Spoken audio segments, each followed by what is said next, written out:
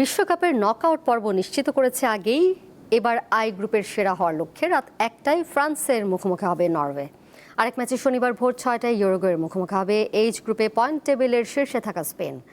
Cape Verde Saudi আরব ম্যাচের ফলাফলের উপর নির্ভর করবে রাউন্ড অফ 32-তে আর্জেন্টিনার প্রতিপক্ষ কে হবে। বিশ্বকাপে ফ্রান্স, নরওয়ে, সেনেগাল আর ইরাকের আই গ্রুপটি নিয়ে আগে থেকেই কিছু বলা কঠিন ছিল, কিন্তু এই গ্রুপটি এখন সবচেয়ে সহজ গ্রুপে রূপ নিয়েছে। টানা 2 জয়ে ফ্রান্স ও নরওয়ে পৌঁছেছে শেষ 32-এ। এবার তাদের গ্রুপ চ্যাম্পিয়ন হওয়া লড়াই।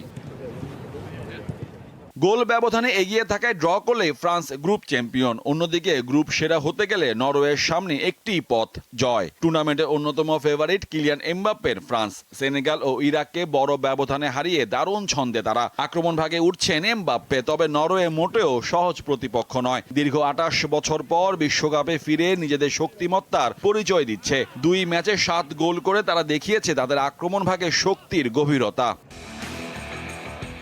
গ্রুপের অন্য ম্যাচে ভাগ্যের সহায়তা নিয়ে নকআউট পর্ব নিশ্চিতে লড়াই নামছে সেনেগাল ও ইরাক। উভয় দলের ভান্ডার এখনও শূন্য।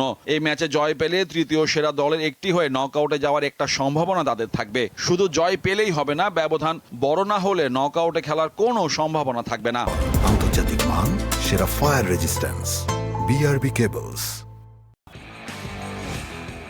টুর্নামেন্টের শেষ 32-এ পা রাখতে উরুগুয়ের বিপক্ষে অন্তত 1 পয়েন্ট পেতে চায় ইউরোপীয় চ্যাম্পিয়ন স্পেন। গ্রুপ পর্বে 2 ম্যাচে 1 ড্র ও 1 জয়ে 4 পয়েন্ট লা রোজাদের। অন্যদিকে নকআউট পর্ব নিশ্চিত করতে স্প্যানিশদের বিপক্ষে ম্যাচে পূর্ণ পয়েন্ট আদায়ের লক্ষ্য কোচ মার্সেলো বিয়েলসার শিষ্যদের। দু দলের লড়াইয়ের পরিসংখ্যানে এগিয়ে স্পেন, আর বিশ্বকাপ আসরে দুবারের মুখোমুখিতে কেউ কাউকে হারাতে পারেনি। স্পেন আর উরুগুয়ের বিপক্ষে ড্র করে চমক দেখানো কেপ ভার্দের সামনে এবার সৌদি আরব, যাদের কিনা 2 ম্যাচ শেষে পয়েন্ট মাত্র 1। এই দু দলের ফলাফলের উপর নির্ভর করবে দ্বিতীয় রাউন্ডে কে হচ্ছে আর্জেন্টিনার প্রতিপক্ষ। যদি সৌদি আরবের বিপক্ষে বড় জয় পায় এবং অন্য ম্যাচে উরুগুয়ে স্পেনের সঙ্গে ড্র করে, তবে কেপ ভার্দেই হবে শেষ 32-এ আলবিসেলেস্তাদের প্রতিপক্ষ।